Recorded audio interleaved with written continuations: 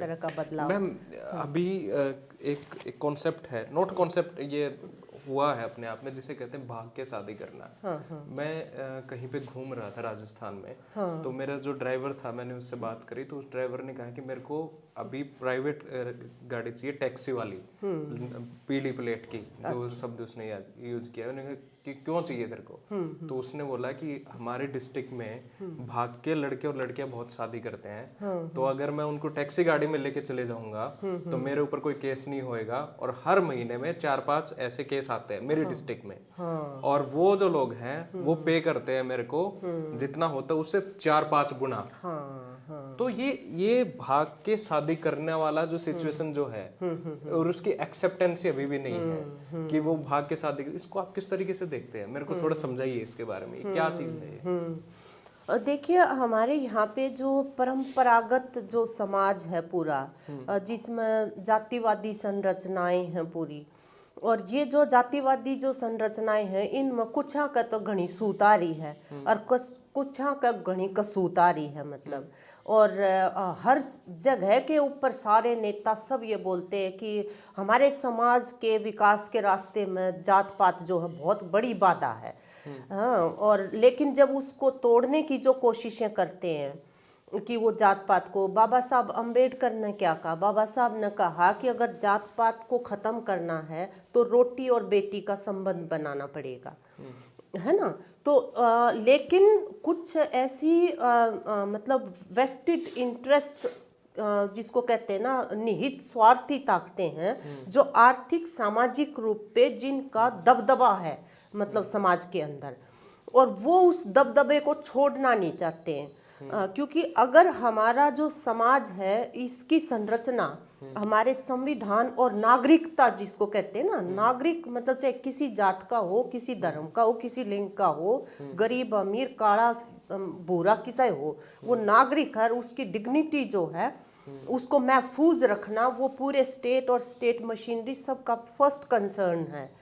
तो अगर उस तरह से इस समाज को हम शेप कर दें, अपने को जात पात पे जो बना हुआ समाज है उसकी निस्बत, मतलब ऐसा, तो ज्यादा लोग जो है उनके अंदर खुशहाली आएगी, है ना? लेकिन कुछ लोगों के जो अपने स्वार्थ हैं ये उनके खिलाफ पड़ता है, जो आज तक जिनको कहते हैं ना सोशियो इकोनॉमिक लेवल पे जिनकी हेजेमनी रही, कौन है वो लोग जिनका वर्चस्व रहा है बहुत, मतलब जो अमीर ज्यादा लोग डोमिनेट, स्पेशली अगर हरियाणा की बात करो, डोमिनेट जो कास्ट है वो लोग, एलिट कास्ट, मतलब या इकोनॉमिकली एलिट है वो। हाँ, इकोनॉमिकली एलिट जो है ना, वो जो क्लास है ना, जो एक खास, मतलब उसके अपने हित हैं। जो कमाने खाने वाले जो लोग हैं उनके अपने हित हैं। तो आप हम हाँ भाई, कमान खान वाला के पालम जो हाँ, और हम उनके बालक हाँ, उन हमें पढ़ाया लिखाया, इसीलिए पढ़ाया लिखाया कि आगे जाके हम उनको थोड़ा बहुत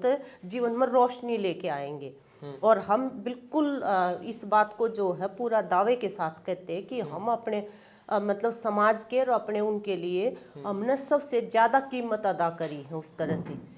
अगर कहीं पे अगर हमें पढ़ाई के मौके मिले तो वहाँ पे हमने गोल्ड मेडल लिए हैं, खेलने के मौके मिले तो हमने मतलब पूरा रिकॉर्ड कायम किए हैं वहाँ पे, लड़ने के मौके मिले जहाँ पे चाहे वो किसानों के हितों के ऊपर डाका डाला जा रहा हो, चाहे मजदूरों के हितों के ऊपर डाका डाला जा रहा हो, गरीबों के ऊपर जहाँ पे भी मार होती है वहीं पे कितनी बड़ी कीमत अदा करनी पड़े। मैम आप सवाल को कहीं और ले गए। मेरा सीधा सवाल था कि जो लड़के और लड़के इंटरकास्ट मैरिज करते हैं और जो भाग के शादी करते हैं उसके ऊपर आपका क्या ओपिनियन है? हाँ, उस पे मैं ये कह रही हूँ कि ये जो वातावरण है ना इस तरह का, वो उनके और सोसाइटी उसको एक्सेप्ट खिलाफ, क्यों नहीं कर पा रही? हाँ, उनके खिलाफ ऐसा वातावरण बनाता है जो ये निहित स्वार्थी लोग हैं ना, जिनका सूतारी है आज के दिन, और बहुत बड़े तबका का कसूतारी है।